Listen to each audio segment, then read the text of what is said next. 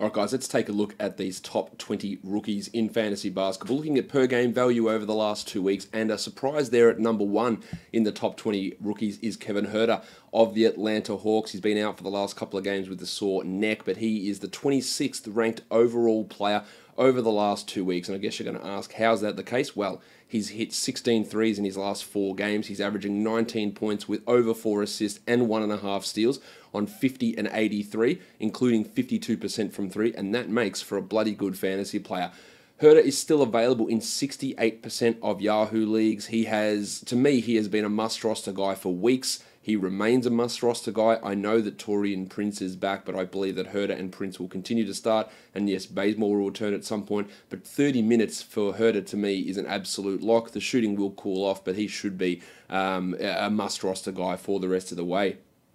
The number 2 ranked rookie is Luka Doncic, 54th overall, averaging 27.5 and 8 with 1.5 steals. And the reason he is not at number 1 really is the fact that he's shooting 39% from the field, which is poor, and 69% from the line. Giggity! Which is also funny, but also poor numbers, which of course if they improve, then the ranking would skyrocket. We know that Doncic is a consistent, persistent, future top 20, top 15 sort of a guy. Well, that's what we hope, I guess.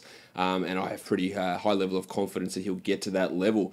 The number 3 ranked rookie and number 58 overall is Trae Young of the Atlanta Hawks. If you held steady through the early season struggles, I guess you're rewarded at the moment. 18 points, 5 rebounds, and 7.5 assists with only 0.7 steals. And during this time frame, and this should give you a huge amount of confidence, he's shooting just 40% from the field and only 27% from 3. Yet he's still ranked this highly. So if he gets back to a 32% three-point shooter, a 42% field goal guy, and gets the steals back to 1.1 per game, then top 40 is a possibility. He probably won't be that this season, but that's the sort of ability that he has. He's looking a lot more comfortable now. His passing has been fantastic this season. And I was marginally skeptical on Young in terms of his long-term dynasty value. Not all that skeptical. We still had him fairly high in dynasty rankings. But he looks like he's going to be a solid enough starting point guard who will have multiple top 50 seasons in the NBA. The 4th ranked rookie and number 64 overall is DeAndre Ayton of the Phoenix Suns. He's missed the last couple with an ankle injury. Only 29 minutes a game over his last 4, 15 and 10. The good news there is 53% from the field. It's 1.8 blocks. It's 1 steal. I don't know why he hasn't taken a single 3 this season. That's a little bit confusing. And you know my thoughts on him long term is that his defensive liability, if the Suns ever become a great team, will that limit him in the mold of, say, an Enes Kanter type of player? Not saying he's Kanter, not saying his Kanter level of defense, but will that keep him at 28 minutes a night, 27 minutes a night, rather than a 33, 34-minute beast that we see guys like Anthony Davis and Nikola Jokic and Joel Embiid and Karl Anthony Towns being? I think that's the differentiator there, and of course those block numbers. Number 5 is probably a little bit of a surprise, Alonzo Trier of the New York Knicks. Trier, who made a few waves today with Tim Hardaway Jr. not being impressed with him passing the blame onto other players regarding that Eric Gordon 3 at the end of the Rockets game. Over the last 5 games, he's playing just 23 minutes a night, averaging 13, 4, and 3 with 0.8 steals. Now, he's doing it a little bit smoke and mirrorsy here, 55% from the field, including 61% from 2-point range, which is due to come back. Of course, the consistency in his minutes is absolutely nowhere to be found because his coach is David Fizdale. So that's, I guess, somewhat of a concern there. But he is worth having at least a look at, especially in 14-team leagues for this season. I'm not sure I really believe in Trier as a long-term NBA starter, but I think he's going to have occasional bouts of value, and I think we're in the middle of one of these at the moment. It's not something that I expect to last all that long, though, as Fizdale continues to chop and change. His teammate on the Knicks is the 6th ranked rookie, number 85 overall, Mitchell Robinson. He's doing it in an astonishing 14 minutes per game.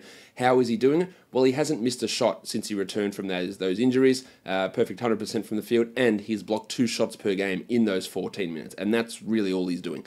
8 points, 3 rebounds, nothing else to be interested in at all. He is a field goal percentage and blocks streamer, with Enes Kanter likely done in New York or limited in minutes and Cornette out. If Robinson can stay out of foul trouble, he should be getting 20-plus minutes a night, and even if he isn't, those blocks and field goal percentage can be useful on the right team. I think he's got, potentially Clint Capella type upside in the future. He's got to learn a few more things, but that could be 2-3 years away. But I think that this is a top 40 potential upside player in future seasons. The number 7 ranked rookie in fantasy leagues, number 96 overall, is McCall Bridges of the Phoenix Suns. He doesn't look like he's doing much, 28 minutes a night, 8 points, but 1.7 steals, 1.2 triples, 0.8 blocks, 46% shooting. That's enough to have him as a top 100 guy. Now, is he a must-roster guy? Hell no, he's not. But he's still available in 76% of Yahoo leagues, and in a lot of 12-team formats, you might be looking for exactly what he provides. He's got a relatively steady role. He's obviously not providing points. In fact, he's actively hurting you in that category. But getting those 111 numbers can be just as valuable, and Bridges does that and has done it fairly consistently all season. The next guy we look at, the 8th overall rookie, is Triple J, Jaren Jackson Jr., number 114 overall over the last 2 weeks. 14 points. Now, there's a few disappointing numbers here. 4.6 rebounds is not great. 0.7 threes, we wish that was higher. 1.3 blocks, he should be higher there. 47 and 77. These are all okay numbers. To me, he's a must-hold guy in 10 and 12-team leagues. The foul trouble is obviously a pain in the ass. If he can get that marginally under control, or Bickerstaff can at least put a little bit more trust in him, then 30 minutes is something that should push him very comfortably into the top 100, top 80, and I do believe this guy is going to be a perennial top 25 NBA fantasy player. The 9th ranked rookie, Josh Okogie of the Minnesota Timberwolves, only 25 minutes a night. He's 122nd overall. He's averaging 12 points with 1.2 steals and almost 2 triples on 46% shooting. He has been a sub 40% shooter all season, so there's a little bit of flukiness involved with this level from Okogie. And when Covington returns, his value is going to drop precipitously. He's available in 93% of leagues, so 16-teamers, you should be looking at Okogie, and even 14-team league players can have some value in him. Anything shallower than that, I don't really see the point. The 10th ranked rookie is Chandler Hutchison of the Chicago Bulls, 139th overall. The minutes are fine. He's getting a lot of them. He's shooting 56% from the field in the last 7 games. He's not doing a hell of a lot else. Good free throw shooter, low volume. I think that he is a guy who, again, is 99% available. 16-teamer, absolutely. 14-teamer, maybe, maybe not. He's on the fringe there. 12-teamer, he's a stream type of player. He's a guy who came out translating fairly well out of college. I'm not sure that he's ever going to have top 100 seasons in the NBA, though, but it's good that he is locked in as a starter at this point. Number 11 is Rowdy Rodions Kurucs of the Brooklyn Nets, 148th overall, averaging 11 points in 24 minutes, not doing a huge amount else apart from the 62% shooting from the field. Now, he has been really efficient pretty much all season, but that, of course, is a number that will have to dip. And then you've got Alan Crabb returning. Rondé Hollis-Jefferson, is if he ever going to be healthy, who've got no idea. Jarrett Dudley maybe comes back and cuts into Kurucs' minutes indirectly. So I don't think that, look, and while he is top 150, I don't think he's a 12-team league guy. You know my thoughts on him long term. I do really like him as a top 100 guy. But for this season, I think we leave him for the deepers. The 12th ranked guy, 171 overall, Mo Bamba. 1, 2, 3, 4, 5. He, like Mitchell Robinson, is a blocks and field goal percentage streamer, 69% Giggity. from the field over the last 2 weeks, 1.3 blocks, 7 points and 4 rebounds. I don't really like what I've seen from him on court in terms of offensive production. He still looks quite a bit lost on the court. I think he's going to be a while away. I think if the Magic are close to playoff contention, they're not going to be trading Vucevic away, because having Bamba as the starting center will be disastrous for this team, I believe. But he still does have some long-term upside. I'm not as convinced on him as many of the other guys who were picked around that zone or ahead of him in the draft. And one of those guys is the 13th ranked rookie, Marvin Bagley III, 172 overall. He's averaging 25 minutes per game over the last 7, 13.5 and 7.5 on 52% shooting. I believe he's a must-roster 12-team league guy, and he should start, fingers crossed, from here on out. The problem with him is the problem we foresaw heading into the season. Poor free throws, 55%. Low steals, low blocks, 0.9 steals, 0.6 blocks, 0.7 assists. And that's what is always, to me, going to hold him back from being a fantastic fantasy player. I do think that he can be a top 100, top 110 guy for the rest of the year, around that sort of a zone. But I think his overall upside could be limited by negatives in those 4 categories, and that could be a problem. DeAnthony Melton comes in now as the number 14th ranked rookie, 174th overall. His minutes have taken a step back, under 20 minutes a game in the last 6, only 3 points on 24% shooting, which is of course putrid. 1.5 steals is great, 0.8 blocks is great, and 4.7 assists is great. So if you're looking for those categories and those other areas don't worry you, Melton is going to be the starting point guard, I would imagine, I would hope, for the rest of the season. But the minutes, I thought they'd trend up towards 26, 27 as the Suns got more comfortable with him and Booker playing together. But Kokoshkov obviously disagrees with me and feels that 20 minutes for Jamal Crawford is an absolute necessity, despite Crawford literally being one of the worst players in the NBA over the past couple of seasons. So if you're in a solid playoff position, you're stashing Melton with that hope, which I admit is dwindling, of him pushing towards further minutes is there. But at this point, realistically, he's probably more of an assist, steals, blocks type of streamer.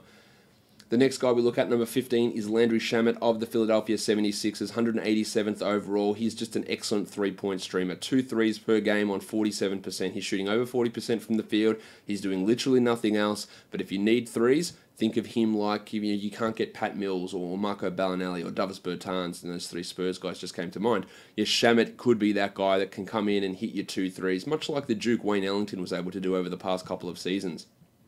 The next rookie we look at is number 16, Colin Sexton, the Padawan, number 129 overall, averaging 14.5 points in 31 minutes.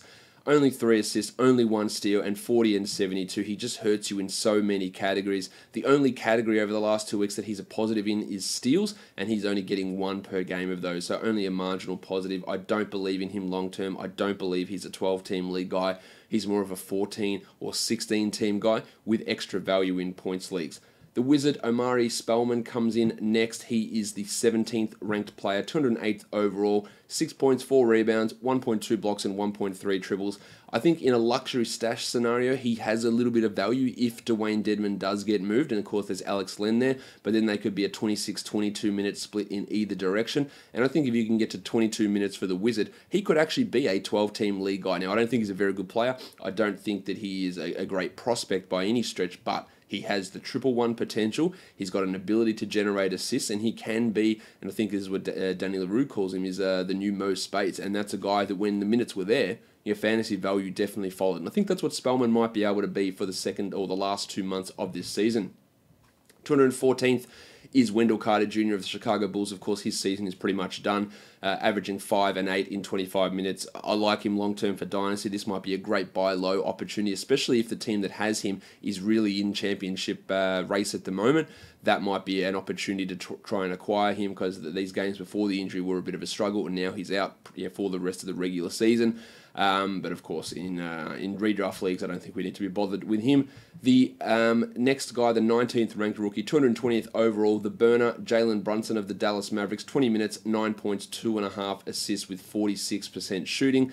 He's sort of in and out of the rotation, and when Dennis Smith back now for Dallas, his value is dipping, even though JJ Barea is gone.